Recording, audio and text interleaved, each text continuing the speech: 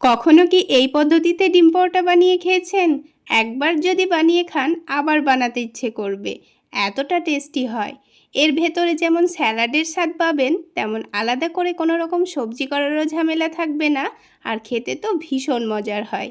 আসসালামু আলাইকুম বন্ধুরা, কিচেন বাঙালিয়ানা চ্যানেলে আপনাদের সবাইকে স্বাগত জানাই। তো এই ডিম পরোটাগুলো তৈরি করে নেওয়ার জন্য সবার প্রথমে একটা মিক্সিং বোলের মধ্যে 1 কাপ পরিমাণ ময়দা নিয়ে নিচ্ছি। তো এখানে আপনারা আরও একটু হেলদিভাবে বানাতে চাইলে ময়দার পরিবর্তে এখানে আটা ব্যবহার করতে পারেন। তারপর এখানে স্বাদমতো লবণ দিয়ে দিয়েছি আর চিনি দিয়ে দিচ্ছি। তারপর এখানে 1 কাপ পরিমাণ ময়দার জন্য প্রথমে 1 কাপ পরিমাণ পানি নিয়েছি। পানিটা প্রথমে অল্প করে দিয়ে একটা হ্যান্ড উইক্স দিয়ে ভালোভাবে মিশিয়ে নিচ্ছি। তো আবারও অল্প করে পানি দিয়ে খুব ভালোভাবে মিশিয়ে নেব। তো এখানে 1 কাপ পরিমাণ ময়দার জন্য আমার এখানে 2 কাপ পরিমাণ পানি লেগেছে। তো এখানে এই ব্যাটারটা একটু পাতলা করেই তৈরি করে নেব।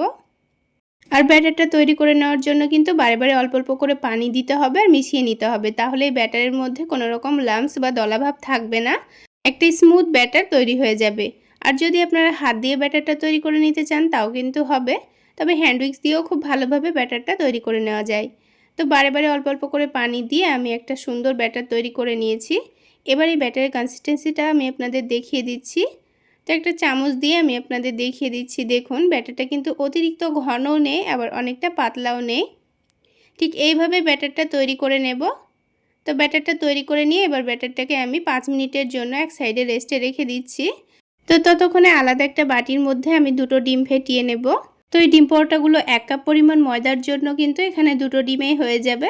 তবে যদি ময়দার পরিমাণটা বেশি থাকে তাহলে ডিমের পরিমাণটাও কিন্তু বাড়িয়ে নিতে হবে।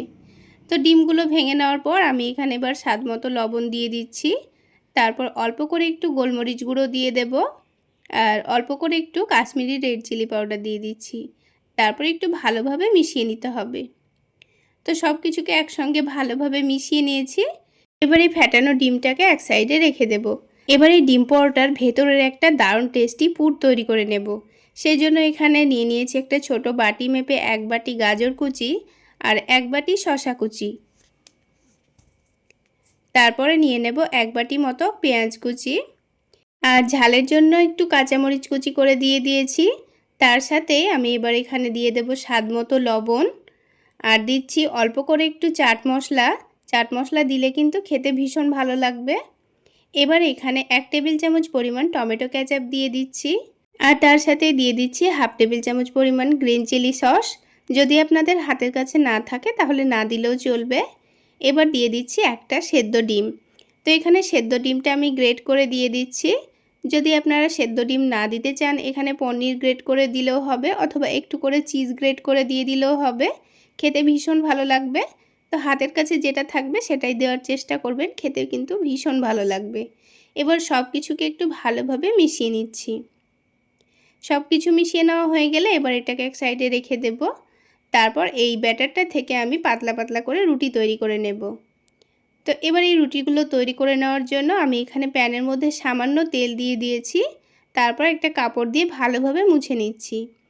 তো প্রথমে একটু তেল মাখিয়ে এভাবে একটু হালকা গরম করে নিলে কিন্তু এই রুটিটা প্যানের মধ্যে একটু আটকে যাবে না।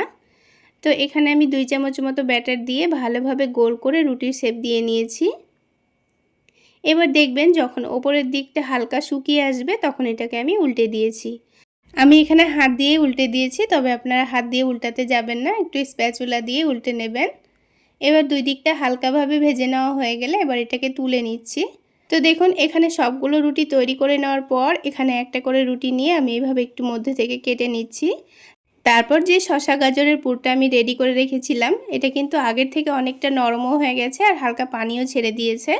এবার এখান থেকে 1 টেবিল চামচ মতো আমি এই সবজির পুরটা নিয়ে নিচ্ছি। তারপর এখানে অল্প করে এক সাইডে রেখে দেওয়ার পর যে ব্যাটারটা আমি রেডি করে রেখেছিলাম ওই ব্যাটারটা অল্প করেই সাইডে লাগিয়ে দেব। এইভাবে লাগিয়ে দেওয়ার পর এটাকে ভাঁজ দিলে কিন্তু একটু আর খুলে যাবে না, সেই জন্য আমি ব্যাটারটা অল্প করে লাগিয়ে দিয়ে এইভাবে করে একটু ভাঁজ দিয়ে চেপে দিয়েছি। তো সবগুলো রেডি করে নেওয়ার পর এবার আমি আপনাদের পরোটাগুলো ভেজে দেখিয়ে দিচ্ছি। তো প্যানের মধ্যে এখানে সামান্য পরিমাণ তেল দিয়ে দিচ্ছি, আর এই পরোটাগুলো ভাজতে কিন্তু খুব একটা তেলেরও প্রয়োজন হয় না। এবার যে ডিমটা ফেটিয়ে রেখেছিলাম তার মধ্যে এই পরোটাটাকে ভালোভাবে ডুবিয়ে নেব।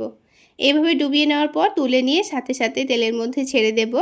আর এই পরোটাগুলো ভেজে নেওয়ার সময় যেন তেলটা অতিরিক্ত গরম না থাকে, তা না হলে কিন্তু ওপরের যে ডিমটা আছে সেটা পুড়ে যাবে আর কিন্তু পরোটাটা কাঁচাই থেকে যাবে।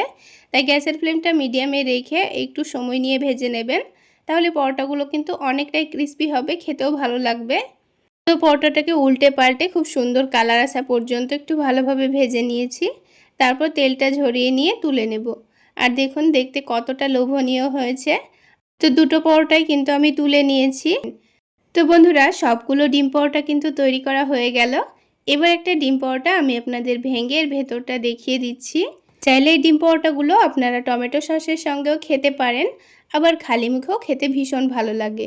তাহলে বন্ধুরা, আজকে এই পর্যন্তই। সকলে অনেক বেশি ভালো থাকবেন, সুস্থ থাকবেন।